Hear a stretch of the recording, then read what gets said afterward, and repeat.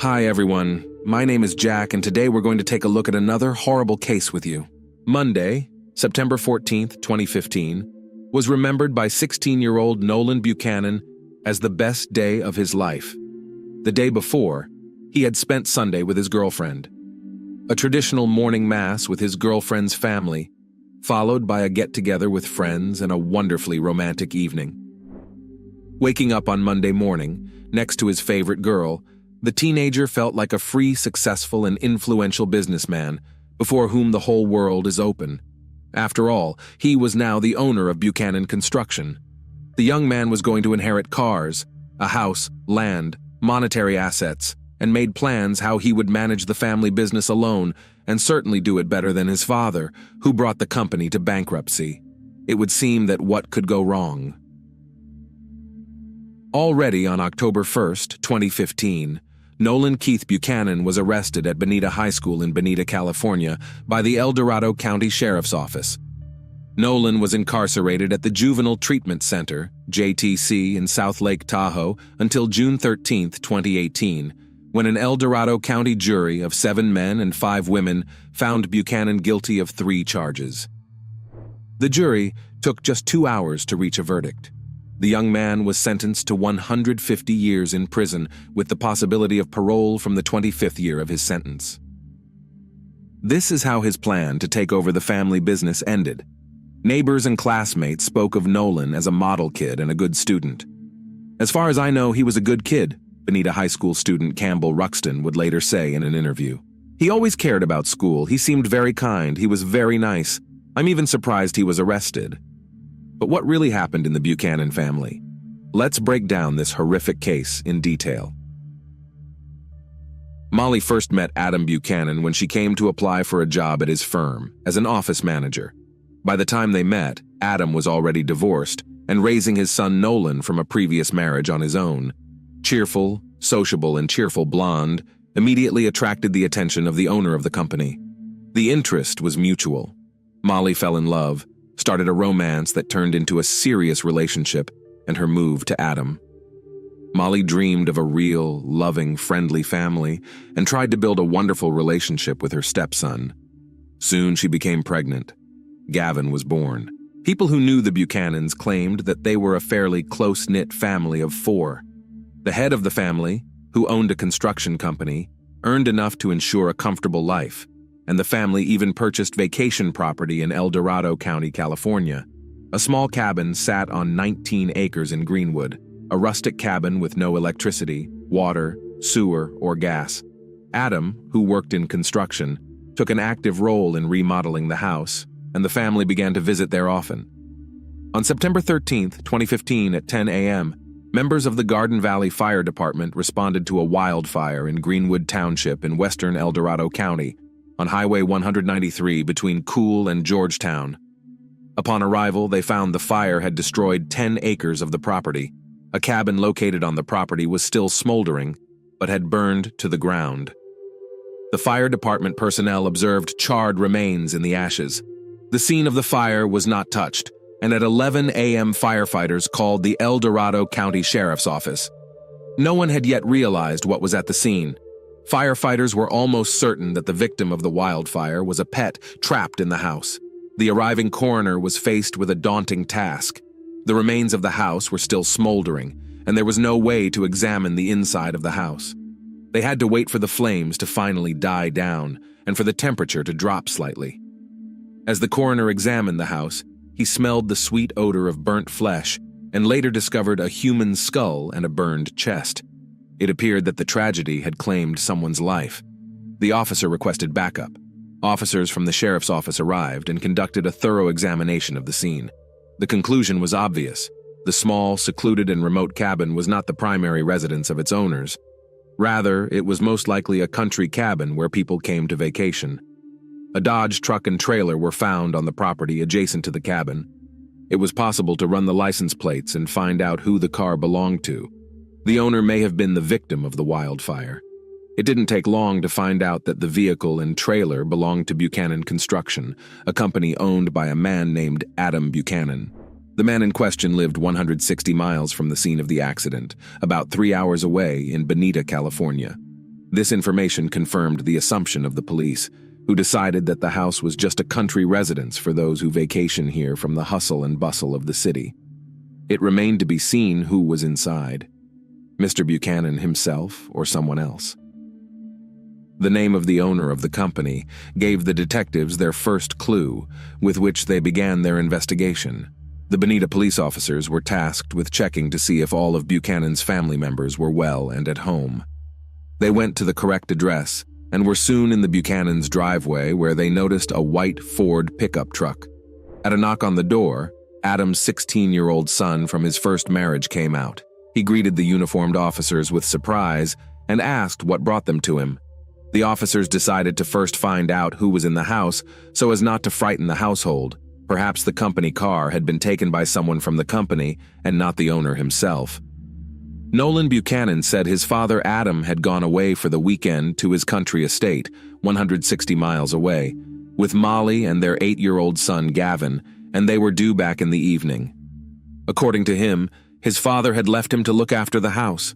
Investigators did not yet have sufficient reason to believe the remains in the cabin were those of the Buchanans, but the information received and the discovery of the remains, believed to be those of 2 people, by the evening of September 13th, was enough to report the family missing in the El Dorado County fire. The next day, September 14th, El Dorado County Police went to Nolan's home to talk to him more thoroughly and try to figure out whose lives the fire had claimed. Officers were met by Adam's parents, Howard and Susan Buchanan. They said that their son, the owner of the burned-out cabin, does his own home repairs and therefore travels there very often. The parents were very concerned, as they had not been able to contact their son or daughter-in-law until now. From the story, the officers learned that the house is connected to generators, but at the time of the tragedy, it had no electricity. There were, however, gas cylinders inside. This gave 2 theories. The fire could have been either accidental or intentional. By September 15th, the fire scene had cooled down, and investigators were finally able to collect evidence, including debris from a nearby fire pit. According to Denton James Peterson of the El Dorado County Sheriff's Office, new remains were discovered that changed the direction of the case. Police found a piece of skull with a bullet hole. At that point, we all realized that there was actually a homicide. This was not an accidental fire, reported the sheriff. The remains were collected and sent for forensic DNA testing. In the first set of remains, the bullet was lodged in the victim's thigh. The skull with the bullet hole, judging by its size, belonged to a child. The version of fatal accident dropped by itself. The version of murder came to the forefront. No one now doubted that the fire was a means of destroying the traces of the crime. It remained to find out under what circumstances the crime had taken place. Was it a burglary that had gone wrong? Or had the family taken their lives deliberately? But then by whom and why? Or could the crime be related to Buchanan Construction, a company where Adam Buchanan was president and chief operating officer, and someone harbored a grudge against him due to a working relationship? Initially, investigators focused specifically on the latter theory. They also looked into Molly's life to determine if she had any enemies capable of the crime. Once those lines of inquiry stalled, officers turned their attention to problems in Molly and Adam's marriage. There proved to be plenty of them. Investigators learned that over time, Molly and Adam's relationship began to deteriorate, and at the time of the crime, they had been sleeping apart for quite some time. A diary was found in which Molly described abuse from Adam. Witnesses interviewed described rough treatment and abuse. According to them, Adam was rude not only to Molly, but also to the children. Molly's mother, Susie Slankard, admitted to investigators, "There were times when I was afraid they would kill each other in one of their arguments." Molly did not sever her relationship with Adam, but would periodically take her son and leave to go to her parents' house and return a few days later until the next fight. It also turned out that the couple liked to hunt in the area where their country house was located. Since everyone was armed, the investigators assumed that during another quarrel, one of the spouses grabbed a gun and shot, and when he realized what he had done, he took his own life. However, there was an inconsistency. If the tragedy happened because of a conflict between husband and wife, it means that near the remains of one of them must necessarily be the instrument of crime, which, however, was not.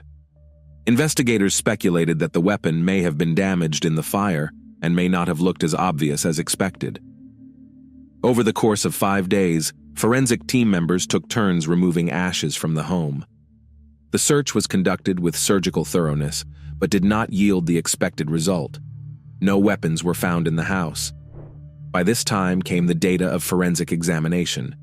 The examination confirmed that the DNA of the bodies belonged to Adam Buchanan, Molly McAfee, and their 8-year-old son.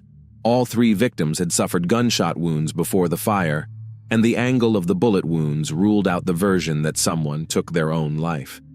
The lack of firearms meant that someone else was in the house, a 4th person who shot the Buchanans, and the investigation had to start over.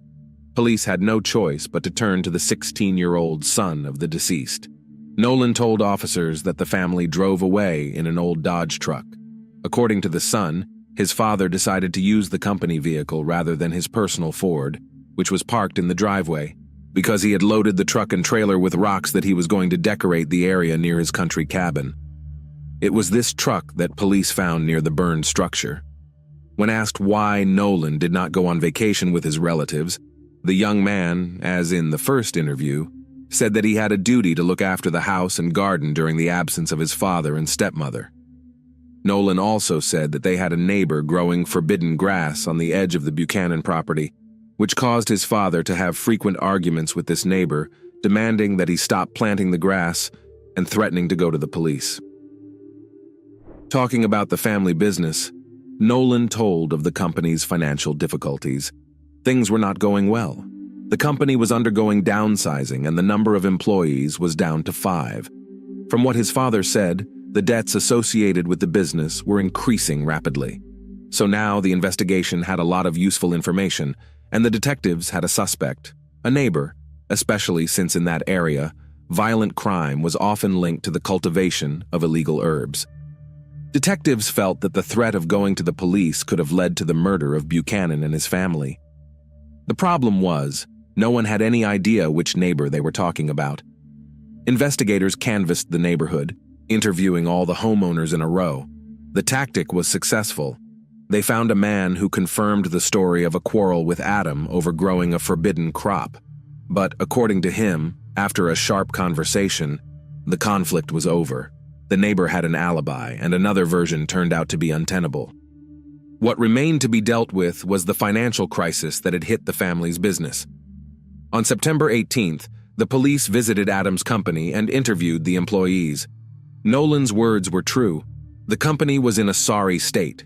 It was threatened with bankruptcy, as the amount of debts exceeded $30,000. Because of this, some employees were fired. It turned out that some of the former employees were extremely dissatisfied with the reduction and therefore could be involved in the crime.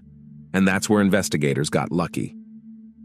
Over the weekend, the local high school organized a community cleanup day.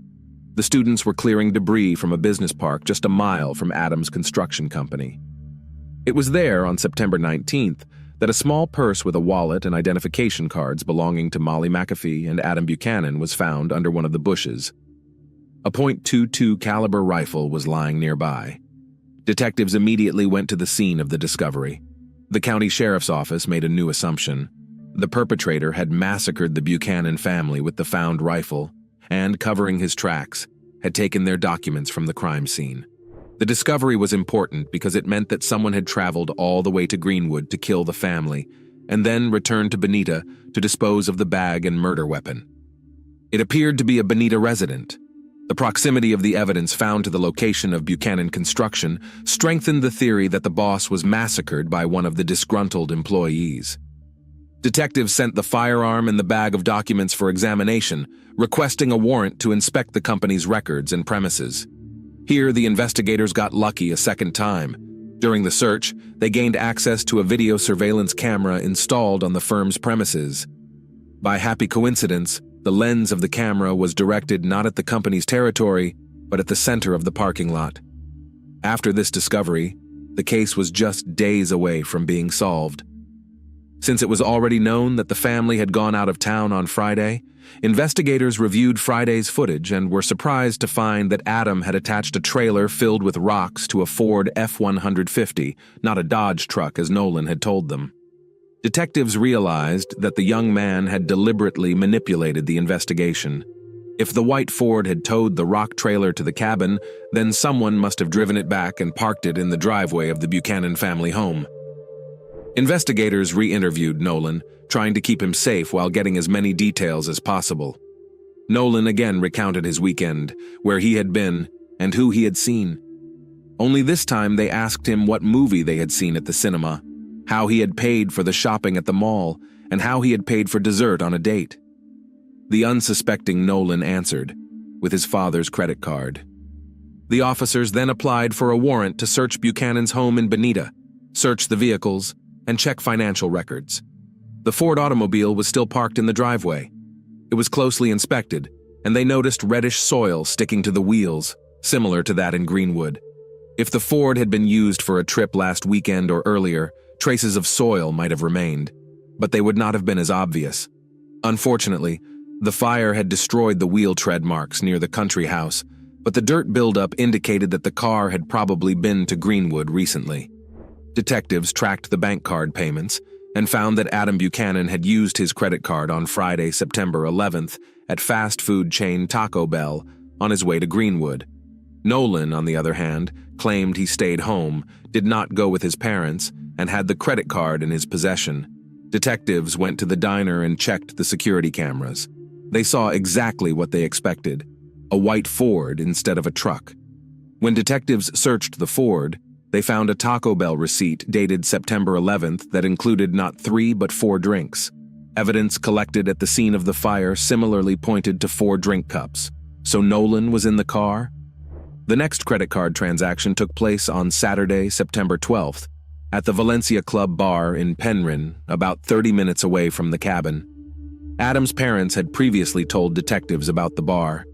They said their son and daughter-in-law liked to drop in there after renovations to the cabin. Security cameras recorded the time the couple left the bar, and traffic cameras on the highway helped track the couple's route. A Ford F-150 headed toward the Buchanan cabin around 2:30 a.m. on the day of the fire, and at 3:30 a.m. drove in the opposite direction. In the first instance, the camera captured Adam and Molly in the vehicle, and in the second, only Nolan. A few hours later, on Sunday morning, September 13th, Adam's credit card was used to pay at 3 of Bonita's establishments, Starbucks, McDonald's, and a gas station. The bank confirmed to investigators that Buchanan had only 1 bank card. The facts contradicted Nolan's stories. By this time, forensic results had come back. Nolan's fingerprints were found on the gun. He was arrested right in the middle of a high school class. Nolan Buchanan pleaded not guilty to the charges against him. He attempted to distort the story and claimed that it was his father who shot the family, after which he pointed a rifle at him, and he, defending himself, took the weapon away, accidentally shooting his father. Nolan insisted it was self-defense, attributing the fire and subsequent lie to a state of panic and extreme fright. That's why he took gasoline and set the house on fire to make it look like nothing had happened there. The defense continually focused the jury's attention on Adam's abuse of his own son and other family members. The medical examiner questioned the verdict because the bullet wound mark on a piece of Gavin's skull was consistent with a shot fired at nearly a 90-degree angle. Nolan, on the other hand, claimed that his and his brother's beds were next to each other, and they were simultaneously awakened by the noise and screaming. It was at the moment of awakening that Nolan allegedly saw someone enter the bedroom and shoot Gavin. The shooter then pointed the rifle at him, and Nolan miraculously managed to push the attacker away. Under this scenario, the shot would have been fired at about a 45-degree angle, which was inconsistent with forensic evidence. The prosecution came to believe that Nolan shot his brother when they were alone in the house while their parents spent time at a bar. After waiting for his father and stepmother to return, Nolan shot them as well. Judging by where the bodies were found, Adam was killed first, followed by Molly. Nolan then took the rifle, his parents' papers, doused the bodies with gasoline, and set the house on fire. Then he went home, met his girlfriend, and spent the day with her, creating an alibi for himself. On July 13, 2018, a jury found Nolan guilty of 3 counts of first-degree murder. As a result, he was sentenced to 150 years in prison with the possibility of parole after 25 years. Judge Kingsbury, in announcing the sentence, reflected on the verbal and physical abuse Nolan faced. On the testimony that Nolan massacred his brother because he didn't want him to go through the same horror or be forced to live with what his father had already managed to do to him. But as she did, she also listed facts about the premeditation of the crime and subsequent arson, the creation of alibis, and the plans to run the family business that Nolan had voiced to family members. The judge cited a failure to follow rules and deviant behavior noted by staff at the South Lake Tahoe Juvenile Treatment Center, where Nolan went after his arrest. "Everyone has the opportunity to change," Judge Kingsbury told Nolan. "I hope you will do everything in your power to do so. If you behave well, you will have a chance to get out on parole in 25 years under the Senate bill and Supreme Court rulings. It's up to you whether you take that chance or not." Nolan continues to insist he is innocent. If he ever gets out on parole, he will have to pay a huge compensation to the victims. The amount of the payout is unknown at this time. Thanks for watching, guys. Jack was with you. Subscribe to the channel and don't forget to click the bell to not miss new stories from around the world. See you soon. Take care.